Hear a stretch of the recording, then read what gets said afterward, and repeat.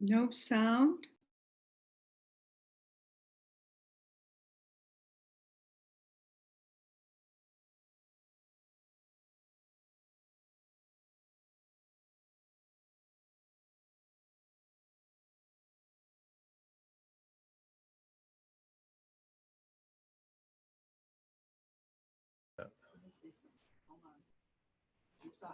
I'm still talking. We're sound checking, sound checking. Still testing the sound. I'll just talk and talk and talk. Now there's sound. Talking, talking, talking. I hear it. I hear People said they sound. can hear. They aren't saying if they can hear me. Yes, I can hear you. But she's in real time on the Zoom. We're more concerned. Okay.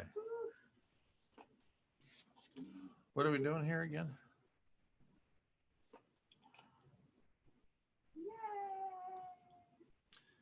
Question space. Okay. You can type questions now because all the questions that you typed before are long lost off the screen. So if you type a question, I'll even answer it.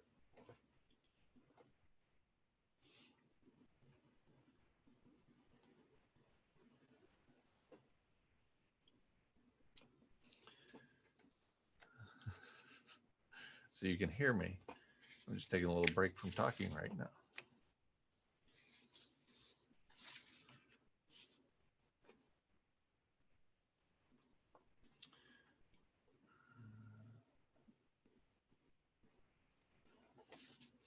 The 83% of the earthworms that are gone, that's the total number of earthworms in plowed fields as opposed to wild nature. So the comparison was done between plowed fields, and the paper did not say how long they had been plowed or how long they had been rested. So they were just comparing plowed fields, agricultural fields, to adjacent wild areas. Do you believe the government is covering up the imminent collapse of the Three Gorges Dam? Well, I don't know because we know so little about what goes on in China because the Chinese government is reluctant to release relevant information about almost anything. So it's pretty hard to say what's going on there. Is the government covering it up? It certainly wouldn't surprise me.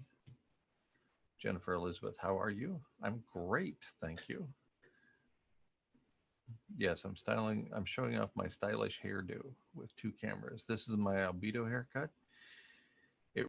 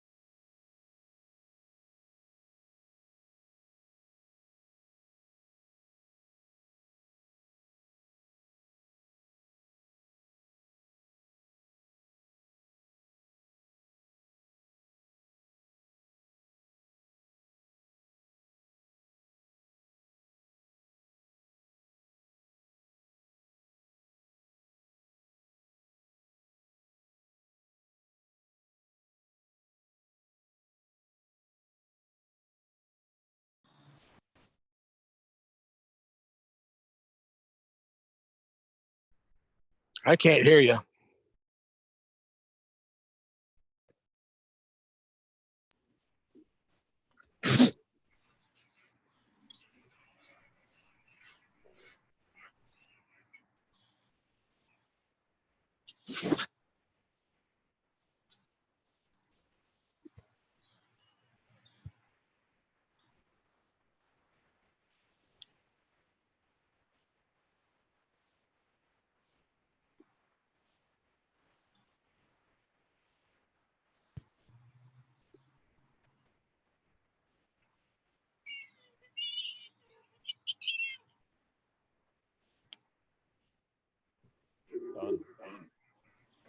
into the computer mic.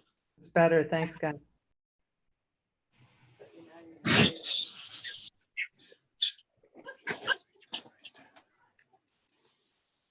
Yay.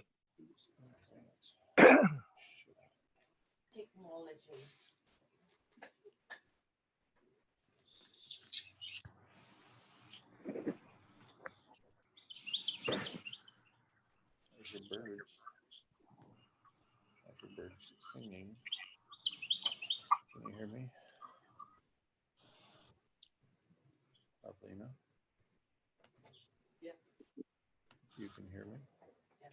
Okay then.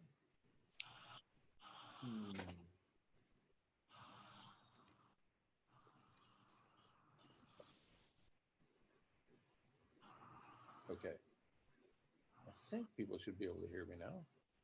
I can hear you. Excellent. Whoever that was. Can you hear me? You're pretty quiet compared to some of the other sounds. Okay.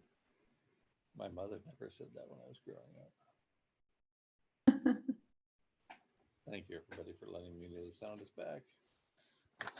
If you haven't read it yet, my latest peer-reviewed article came out today, I think. Today or yesterday. Yesterday. Thank you. The role of conservation biology in understanding the importance of Arctic Yeah. ice. And that you can go to any recent blog post at guymcpherson.com or go to the something like articles or publications or some such thing, and you'll be able to get a link to it. It's an open access journal, so they released all of the information.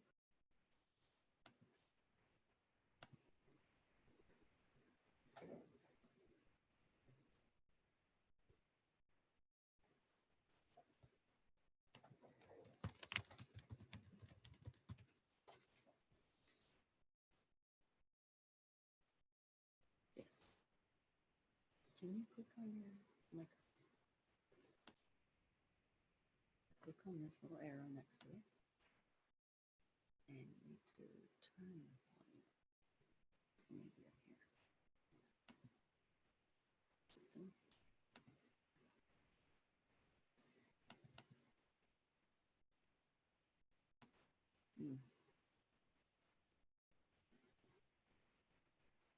Your microphone. You're out.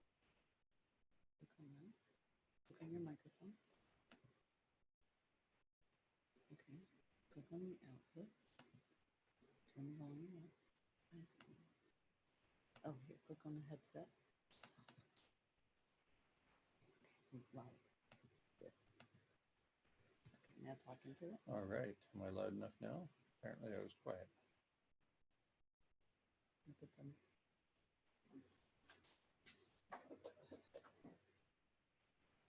Okay, the sound is very low. Can't hear Guy. And I think I just solved that problem. Can somebody acknowledge that you can hear me loudly now? Anybody at all?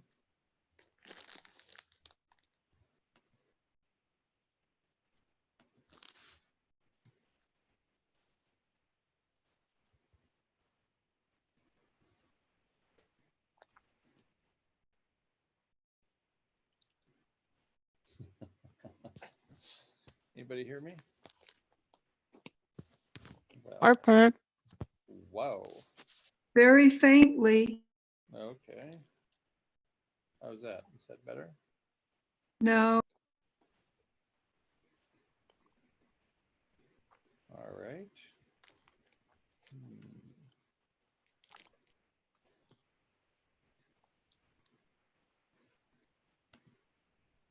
Let me try again.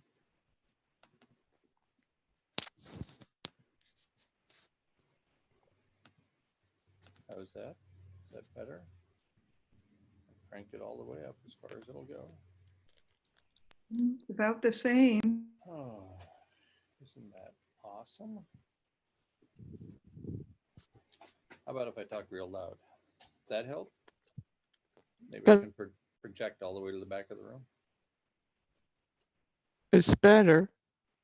Okay, I'll just keep trying to yell.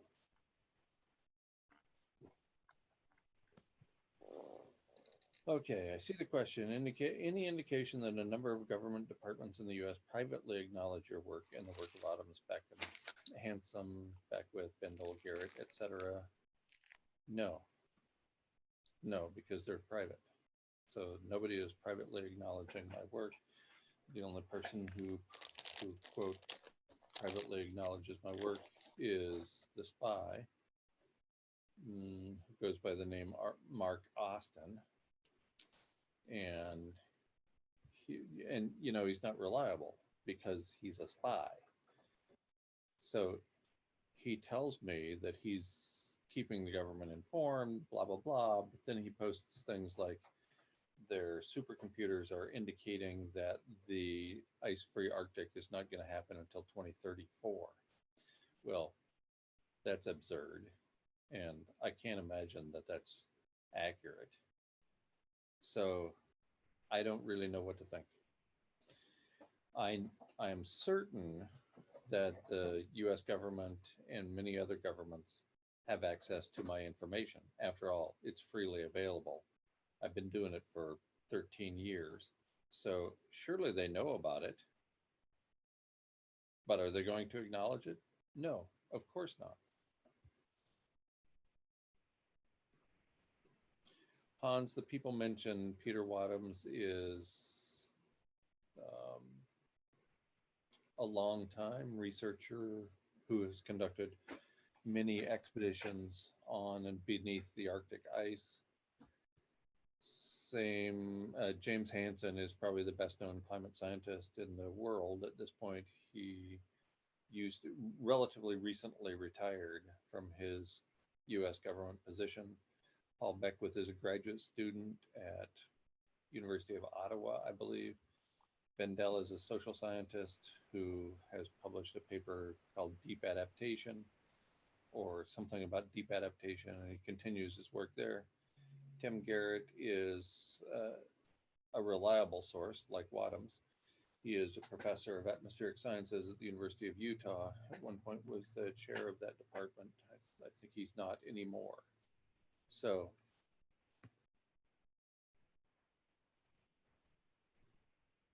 that's the list.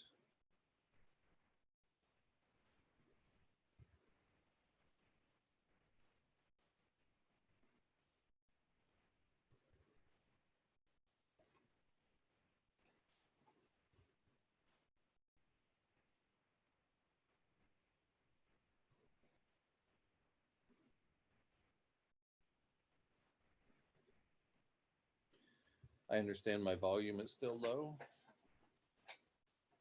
Osama number 5, you have posted a channel link for Mark Austin, but that's spelled differently than the Mark Austin I know. Mark has a K with the Mark Austin I know. So I'm not sure if that's this. I don't think that's probably the same one. And yes, Gaio, I suspect, like COVID, there's a lot of disinformation coming out there and misinformation from the federal governments of the world.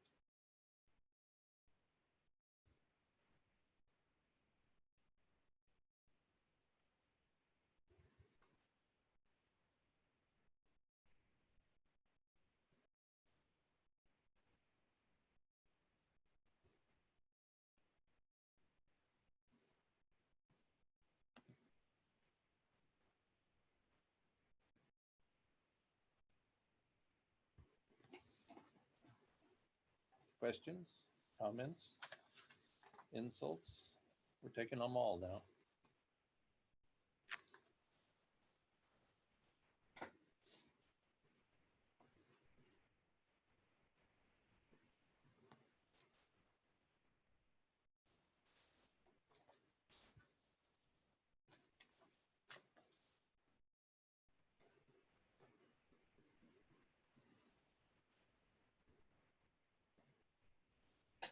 Have the coronavirus shutdowns worsened the aerosol masking effect? Is that what your latest paper is on? No, that's not what my latest paper is on.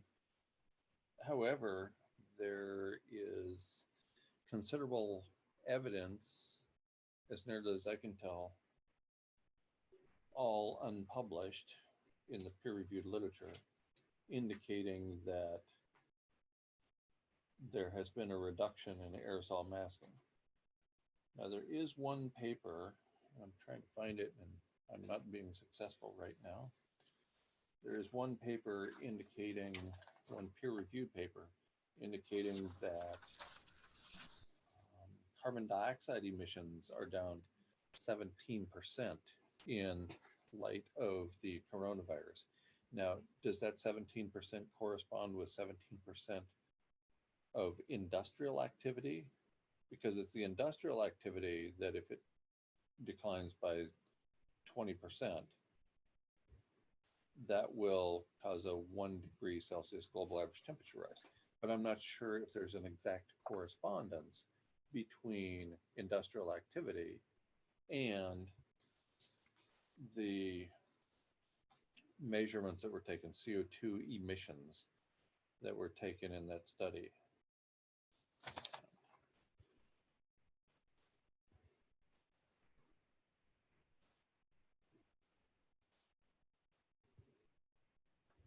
I'm looking for that paper. I'm not finding it right offhand.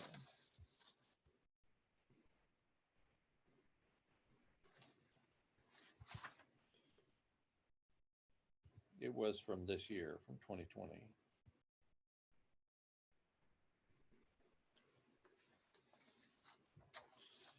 There is the paper also from this year by Raymond and colleagues in Science Advances called The Emergence of Heat and Humidity Too Severe for Human Tolerance, indicating that we have already reached lethal wet bulb temperatures in various tropical and subtropical places around the planet.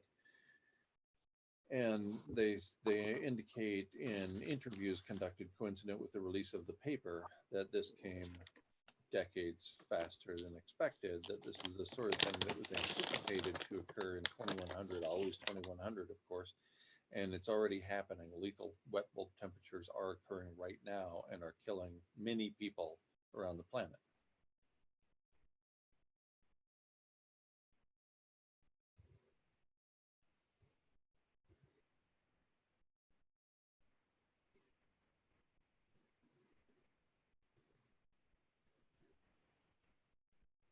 Thank you, Reza.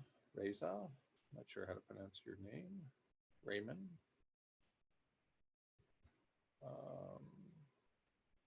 Can you give us any info on the Royal Society's Antarctic methane study? I don't know anything that has been released about it at all. So I'm sorry, but I can't answer that question.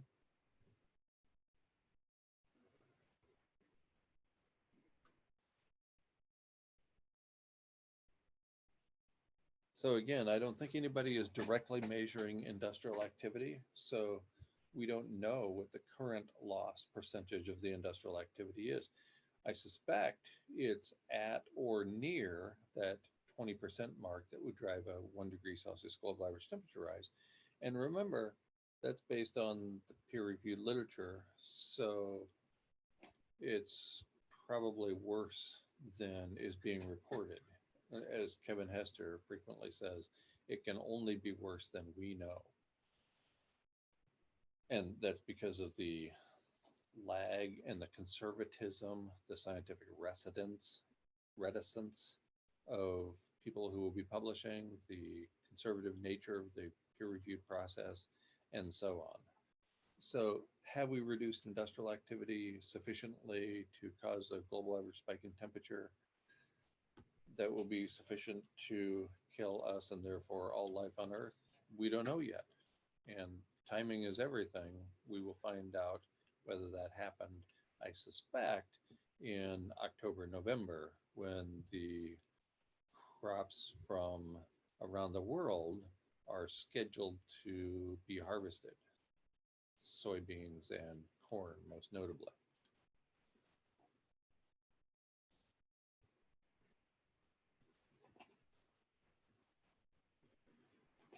Can you describe where you feel the countries of the world might engage in geomitigation and disaster preparations in advance of the looming blue ocean event? You know,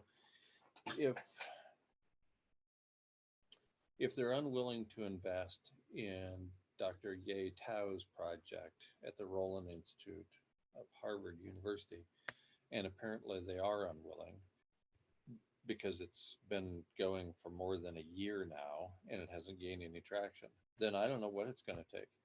That seems like the most reasonable approach to me. It's called the MEERS project, MEERS Reflection, MEERS, and you can find a little bit about it online. Again, that's at the Roland Institute, ROWLAND, and at Harvard. And Dr. Ye Tao is the person who has been taking leadership in that project. And I've been trying to drum up support for it, including from people who claim they have access to the likes of Bezos and Buffett and Gates. And so far, I have been unable to gain any traction.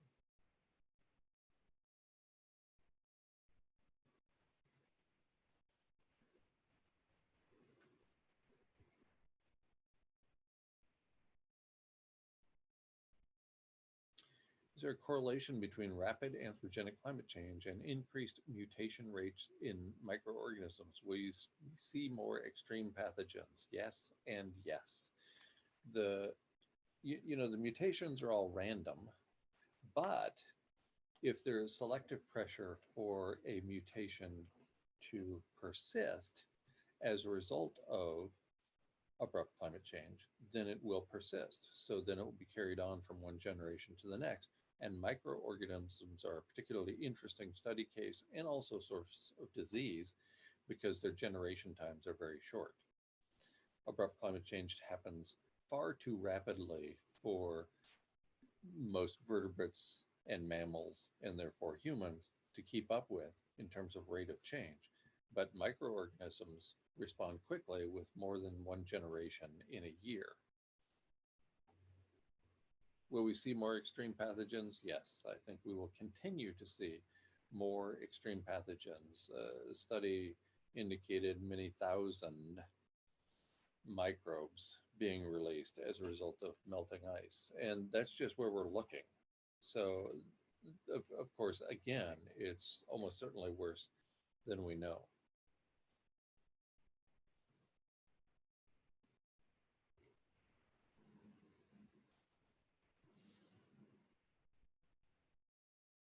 Yeah, so that's a good point, Osama. Number 5, to melt 1 gram of ice requires 80 calories. Close enough, it's 79.2. So to melt 1 gram of ice and turn it into 1 milliliter of water requires 79.2 calories. If you apply that same 79.2 calories to already melted ice so that it's water, so you apply it to water, that water heats up from 0 degrees to 79.2 degrees Celsius. So that's scalding hot for those of us who don't speak Celsius very well.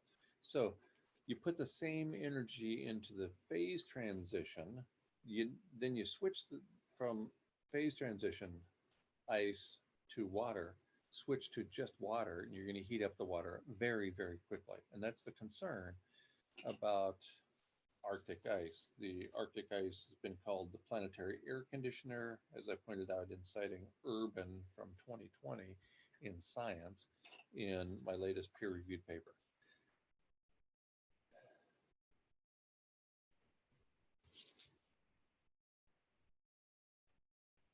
How is aerosol masking effect actually measured around the world?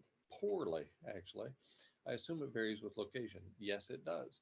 Do scientists know the progression since 95% of commercial air travel stopped? I don't think anybody is paying any attention to that. What I have seen are a variety of proxies used to estimate the absence of aerosol masking. So for example, in the area of China, right around Wuhan, where the virus initially broke out, people were measuring nitrous oxides, which are relatively heavy particles in the atmosphere. relatively heavy compounds. And they fell out very, very quickly as a result of the loss of industrial activity. You would expect aerosols to do the same thing, at least some of the aerosols. And then what I saw after that was direct measurements of temperature in China, in India, in a large area of Eurasia, in the United States, all of which indicated a spike in temperature regionally in response to that reduced industrial activity. So again, I don't know anything about commercial air travel. I pointed out a few times that the contrail effect is different, is faster and shorter lived than aerosol masking. So aerosol masking occurs very quickly, and the contrail effect appears even more quickly. And again, I would encourage people to go to guymcpherson.com and use the search box to answer some of this information. Methane eating microbes. You know, I've been hearing about methane eating microbes in the ocean for at least 8 years, and I have not seen any evidence that any scientist, corporation, government, company is taking it seriously and trying to increase the number of methane eating microbes so that we might actually see some of those microbes die off, or some of the methane die off, sorry. I haven't seen any indication that the microbes are increasing and are gobbling up any of that methane. I haven't seen any indication that anybody is putting money or expertise into a project to make that happen. So there's a lot I don't know.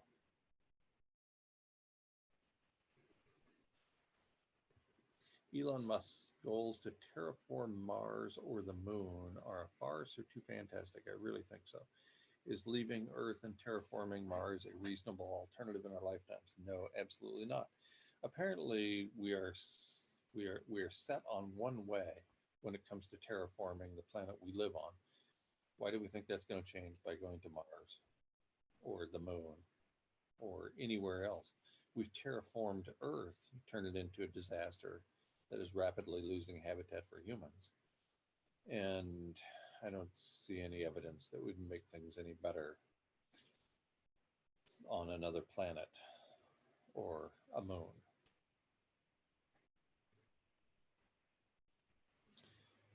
I am not familiar with Noam Chomsky's latest book, Internationalism or Extinction, containing a lecture plus interviews.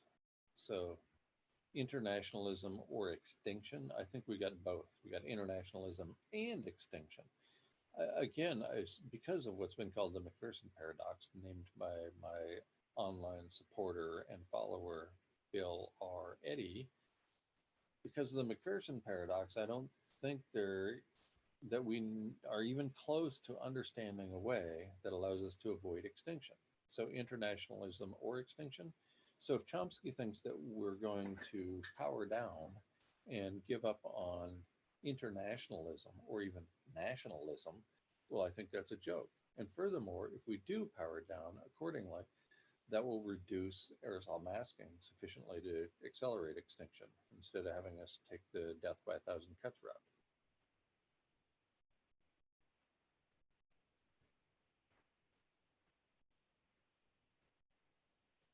Are the wind turbines pulling us toward the sun?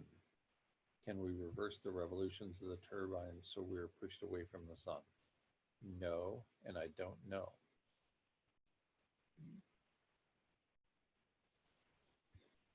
Smithfield issued a statement saying the meat supply has been disrupted and the food supply is broken. Yes, I saw that. That must have been 2-3 weeks ago. And I got a brief clip from a potato grower that the potato crop failed because of something. Yes, it's happening.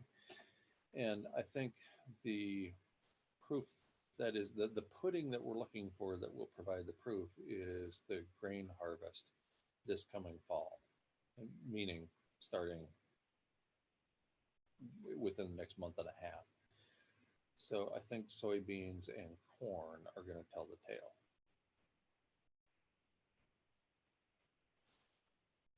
Do you think this will push us into collapse at a rapidly accelerated pace? What? What is this? S.J. Sanders, what do you mean? Do you think this will push us into collapse? I need context. Can we believe the data on Arctic sea ice loss is this being manipulated? Depends upon the source, but there are several government sources that I believe are providing reliable information. And if you compare them, I think you can get even more reliable information. So you can look at JAXA, you can look at NOAA, you can look at a variety of sources. There's must be a handful of them out there by now that are measuring various aspects of Arctic ice, from areal extent, or what is sometimes called extent, which doesn't take into account volume, and others are measuring volume or estimating volume. And both of those are important.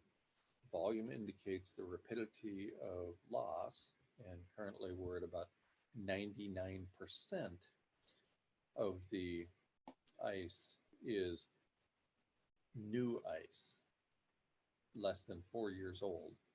So approximately 1% falls into the old ice category, and you can see the figures and the citation for that in my latest paper, for which it's an open access publication, so you can get the full PDF. It's at recent posts at guymcpherson.com. And it's the latest publication of mine on peer-reviewed literature. It's called The Role of Conservation Biology in Understanding the Importance of Arctic Sea Ice. Okay. Thank you. Someone has a question for you. And a raised hand. It's activation. I'm going to unmute and let them ask a question. Okay, NTHE. Tell them NTHE. Ask them to unmute and ask a question. NTHE, please unmute and ask your question.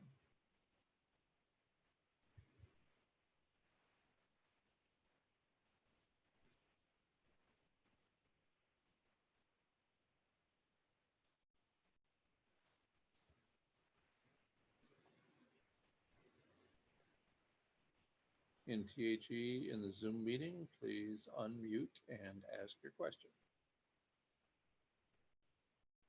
Colleen, can you unmute? Okay, never mind. Come back to us when you figure out how to unmute.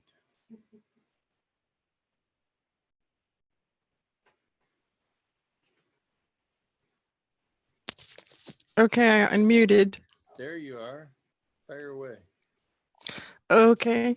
I just read a Science Daily article about an MIT study that said that the attempts at geoengineering the sun, which of course I'm not a fan of, said that it would weaken extratropical storms, which might seem like a good thing, but that it would also slow down ocean currents and affect the slide of ice sheets into the ocean as well. Did the paper indicate what kind of geoengineering they're talking about? Just different kinds of reflective things, whether sheets, aerosols. I have a link to the article I could send.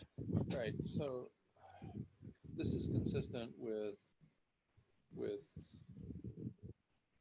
large-scale synthetic approaches that have been taken by the United States National Academy of Sciences and by a European group of similar stature. I believe both of those were conducted in 2015, indicating that geoengineering is no solution in terms of the climate crisis. And you can find links to both of those at guymcpherson.com in the long essay, Climate Change Summary and Update, that I stopped at updating about the middle of 2016.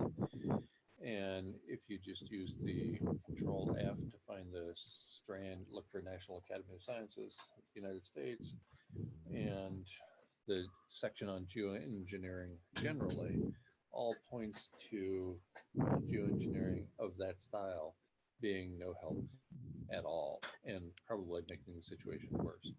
So, Well, now that we have truly entered desperate times and people are seeing and finally understanding that people around the planet are dying as a result of climate change, people are throwing everything. They're throwing spaghetti at the wall to see if it sticks so we can call it done. Well, I have been listening to you for 5 years, so quite obviously not a fan of geoengineering, but MIT said that it would likely have dire consequences. So I thought it was good that MIT was agreeing. Yeah.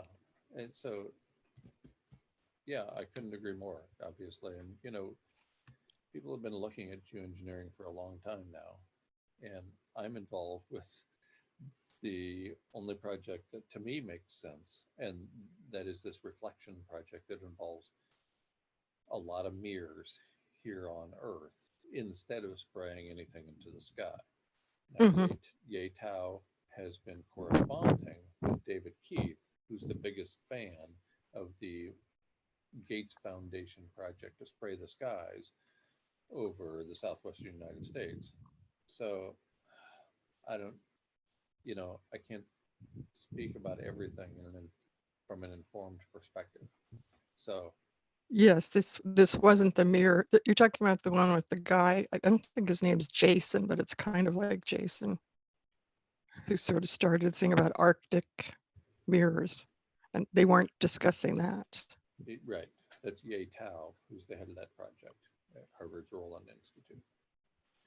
You might be thinking of Jason Box, and to my knowledge, he's not No, involved with any. not he used to work with Bill Gates, so Oh, okay. I don't know.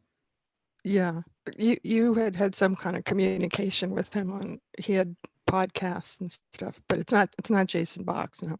Okay. Sorry. Don't Yeah. know. He's like a Communicated with lots of people. yeah. Most of them won't have anything to do with me now, so solve that problem. Well, he's more like a math geek who worked for Bill Gates. Okay. He's not a scientist. Okay. Don't know. Sorry.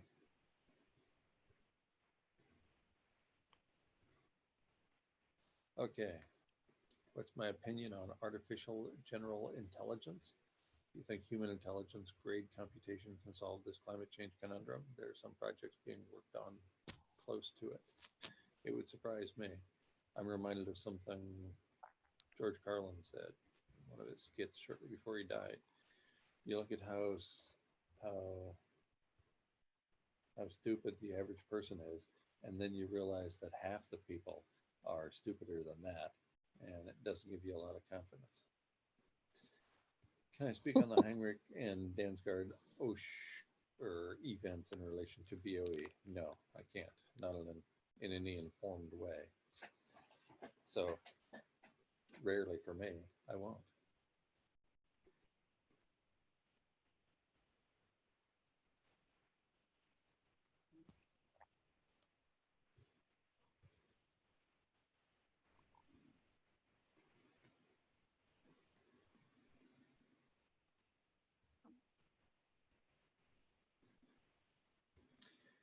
Okay, so the question is there anything we can do on a personal and community level to prepare, or is our demise under projected scenarios so rapid it doesn't matter? Of course it matters.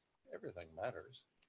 You can prepare your your family, your friends, your closest circle, we'll call it, and your community in ways that promote justice, that in fact require justice. Uh, what better time to seek a just set of living arrangements than the end?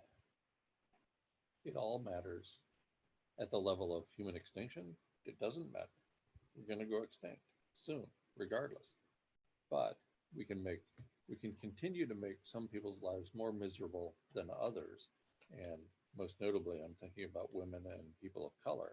We can continue to make those people's lives more miserable than, say, the typical Caucasian male, or not. And I think that's a perfectly viable pursuit to try to equalize the playing field. Opinions concerning marine cloud brightening. Yes, I think that's really a ridiculous idea. Civilization is a heat engine. We've known this based on at least 4 papers from Ken Garrett and his research group. So we've known this since at least 2009. So more than 10 years now, we've known civilization was a heat engine. Marine cloud brightening is just another way to keep the heat engine going, to put a bunch of pumps out or near the ocean powered by fossil fuels, diesel and gasoline, to put ocean water into the air. I think that's not a good idea. Global, what are my projections of food security globally? Will we quickly approach a famine level state with food rationing and empty storage shelves in first world countries? Yes, we will. I anticipate that happening soon. It could be this fall. It could be next fall. I'd be stunned if it was longer than that. So I would consider both of those very, very soon, even if it's next November of 2021. That's really a short period of time. And so, I've been saying the end is near for a long time. And as it turns out, when you keep saying the end is near, at some point the end is here. And I think we are very, very close to the end is here.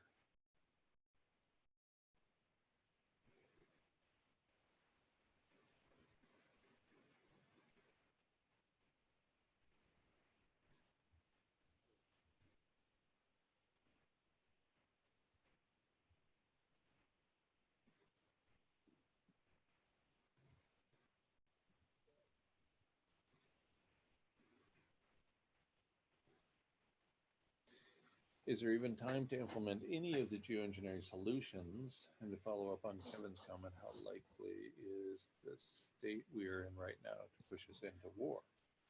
Okay, first, I don't know if there's time to implement the geoengineering solutions. I think that one, if we assume a profound sense of urgency at the level of every nation on Earth, that we could implement it. And that's the MIRS project, headed by Dr. Ye Tao. So that's why I've been trying to pursue that alternative for the last year, 18 months, or however long I've been working with Dr. Tao. How likely is the state we're in right now to push us into war? We're at war. We've been at war almost the entire existence of the United States of advertising. This is what we do. This is where we get the stuff that we think we need. Where do you think our fossil fuels come from? Mostly they don't come from the United States. They come from elsewhere. The Carter Doctrine, anybody? Named for Jimmy Carter, who everybody thinks was the superstar president. For the most part, I think he was. But the Carter Doctrine says, with respect to the Middle East, that's our oil. That's our oil over there. And by extension, everything that we call a resource, everything that we think we need to maintain this set of living arrangements belongs to us because we have the world's largest military. Something we didn't have when Jimmy Carter assumed the office of president, but that we did have shortly thereafter, the world's largest military. That's what assures that we get to maintain our incredibly privileged ways of living here in the United States.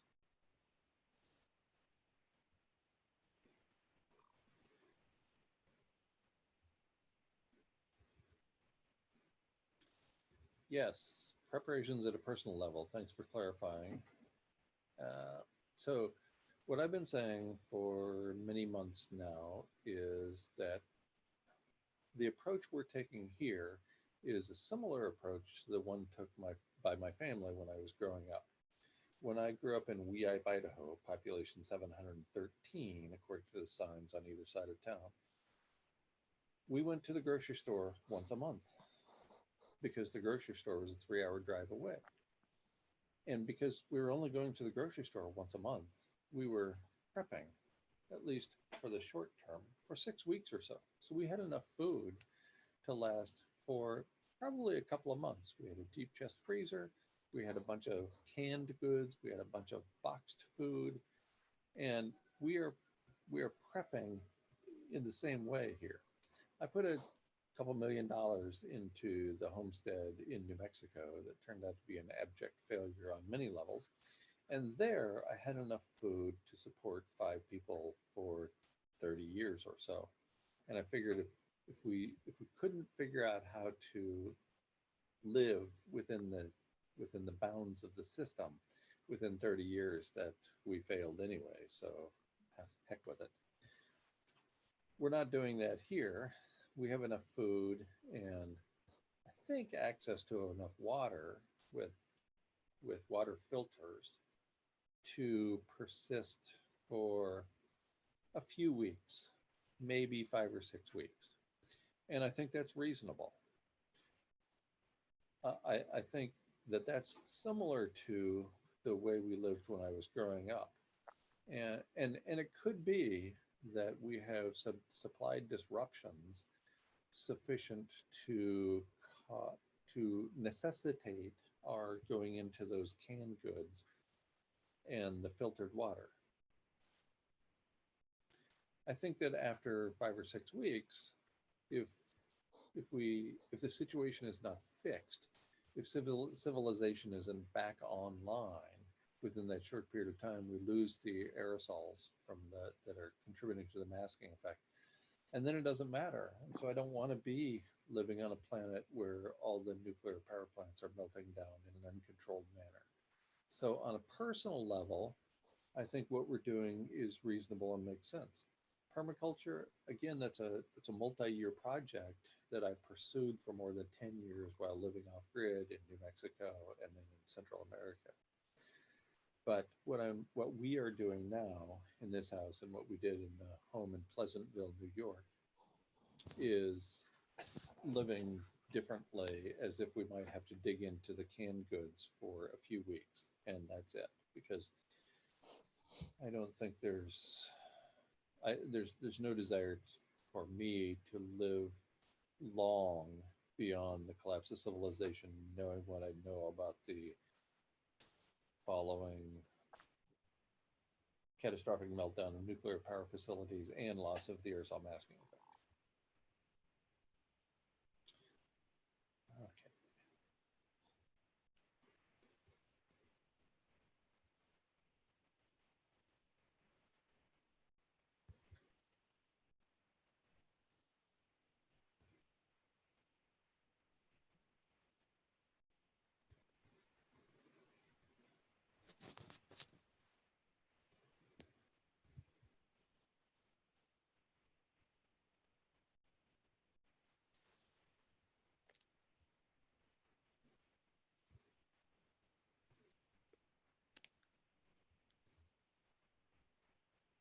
Quietly stocking 3 months of medium to long-term food should allow some strategic sharing for a little time. I couldn't agree more.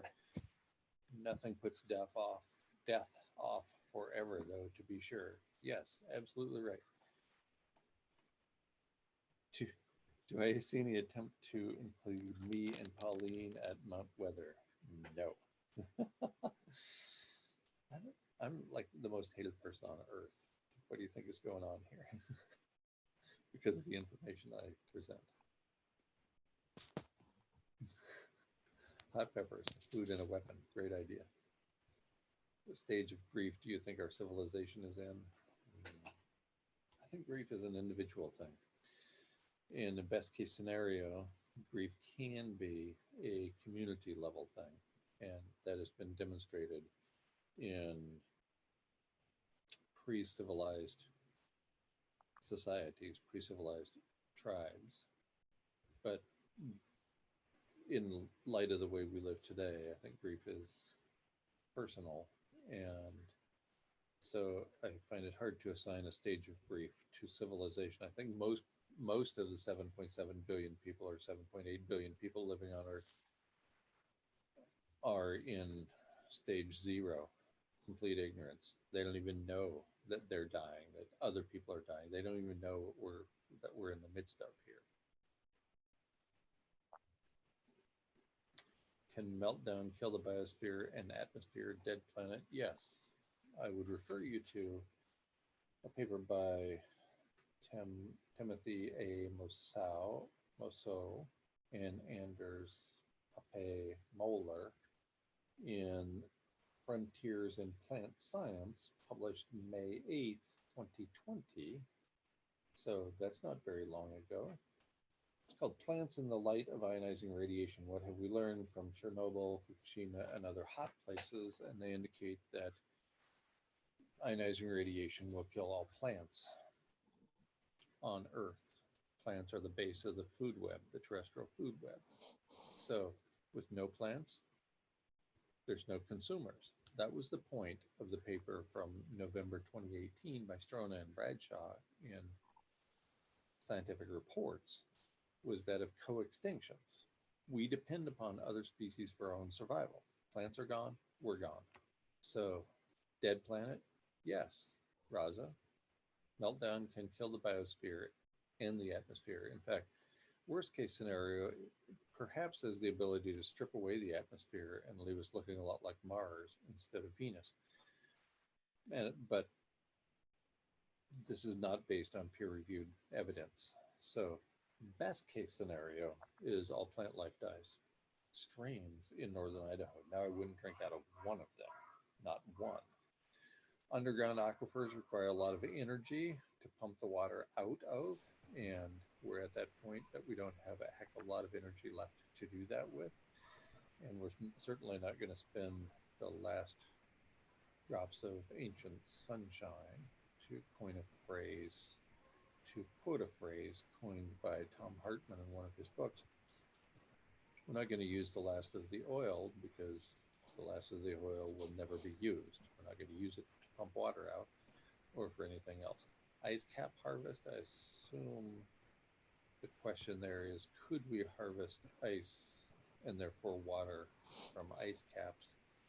Well, the glaciers are melting so quickly already that they are flooding areas and making them uninhabitable for humans and causing shifts in continents. So the North American continent is rising relative to the Pacific plate. The North American plate is rising relative to the Pacific plate because all that water is being melted off the glaciers and being dumped into the Pacific Ocean, and water is heavy. So we're already seeing consequences of abrupt planetary warming. Any chance of turning the sound up a bit? I'm trying to yell.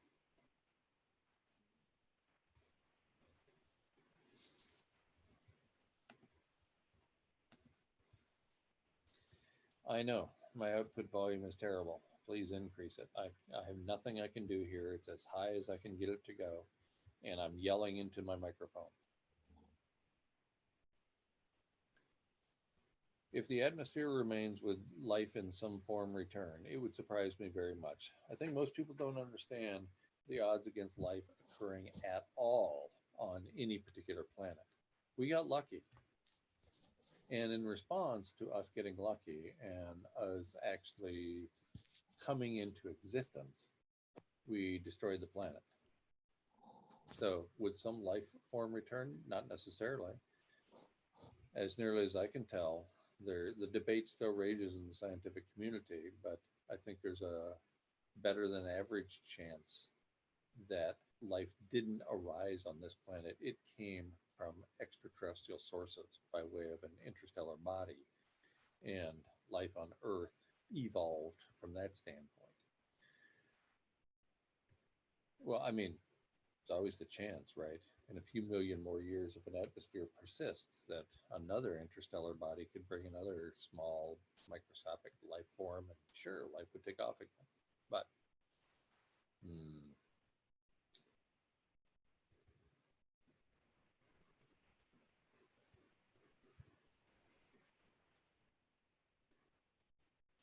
I know my output volume is terrible. I can't fix it. Again, I'm yelling into the microphone. I can't get the volume up any higher.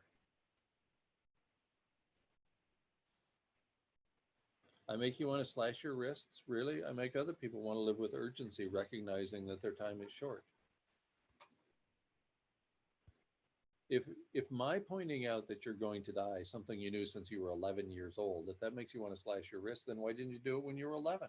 Surely you figured out when you were 11 or 12 years old that you were going to die. I'm just reminding you that you're going to die and that your time is short. If you didn't have that figured out quite a while ago, then I think you haven't been paying attention. I'm not suggesting you slash your wrists now or when you were 11 years old. How does climate change affect Costa Rica? It's hot and humid and crops are failing. It's only going to get worse.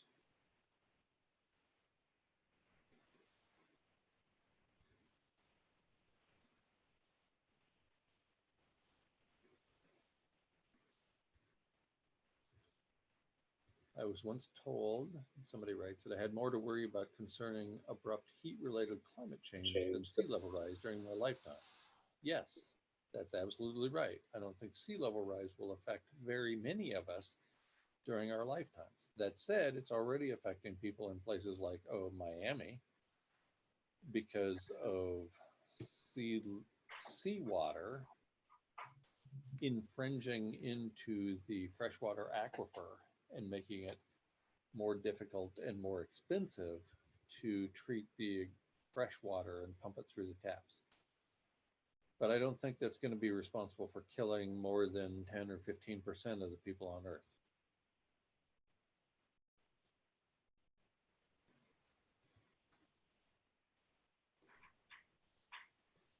Good point, Pauline. Don't slash your wrists. Dance.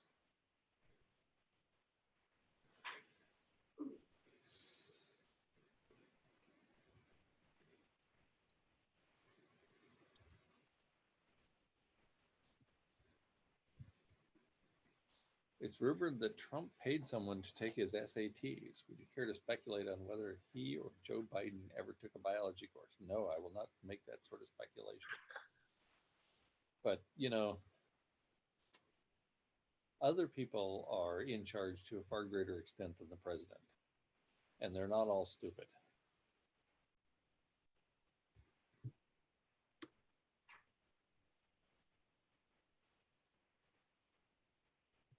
What happened with locusts this year? I don't know. I read a couple of papers early on about catastrophic locusts invading areas that they hadn't been seen for many years. And then those stories just sort of disappeared. I think that's a product of the 15-second news cycle throughout the world now. Those stories just disappeared. So apparently they're less important than what's going on in places like Portland, Oregon, for example. So I don't know what's going on there.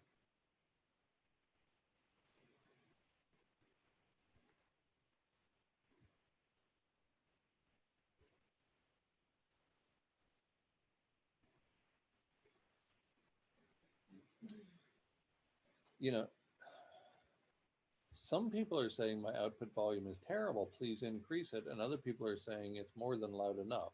Things like I can hear you just fine. So I don't know what to do. The volume is as high as I can make it on this headset and with this computer. And I'm also yelling into the microphone. So maybe it's on your end.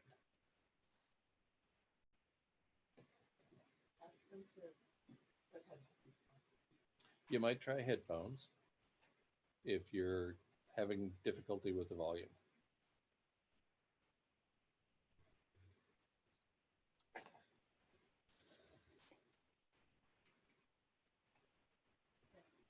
I hear you really good, guy. Thank you. So somebody hears me nicely.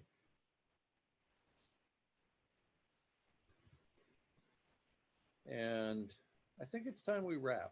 We've been on for about an hour, maybe a couple minutes more. So final questions, anybody?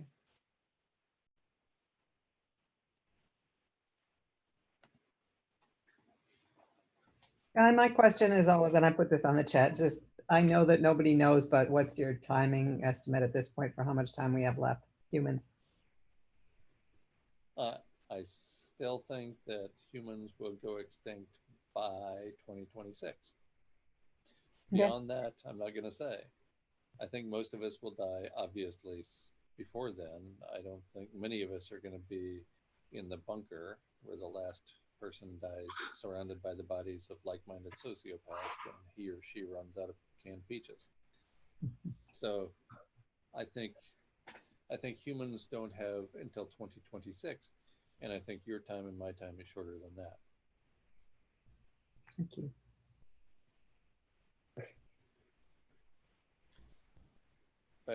What if Biosphere 1 and 2 were actually a success? Actually, Biosphere 1 is Earth, and I would call it a raging success until a certain species showed up.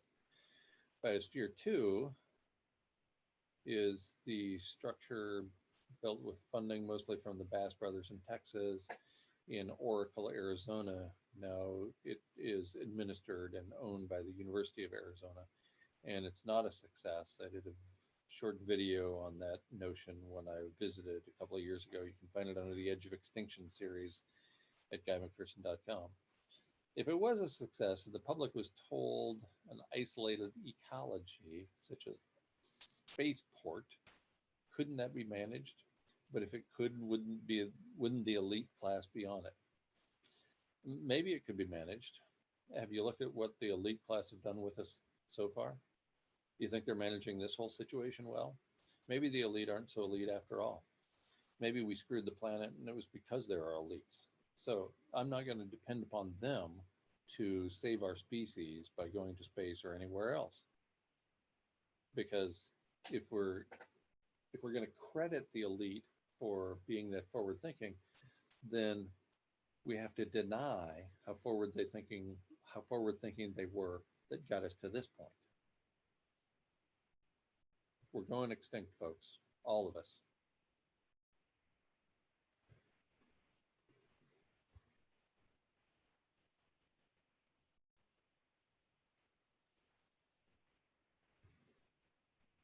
Thank you, everybody.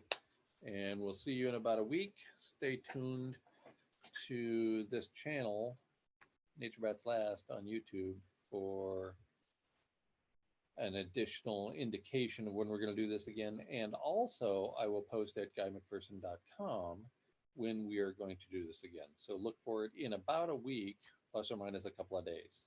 Thank you, everybody, for weighing in.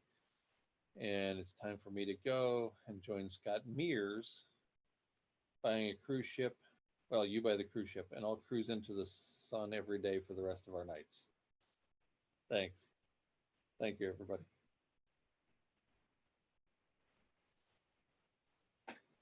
Thank you, Guy. Thank you, Eleanor.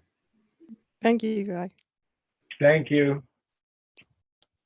Thank you, everybody, for tuning in.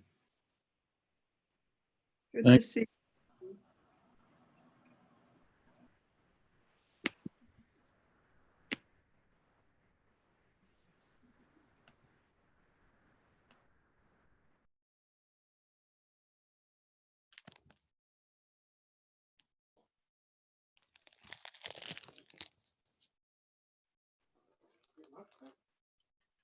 Yeah.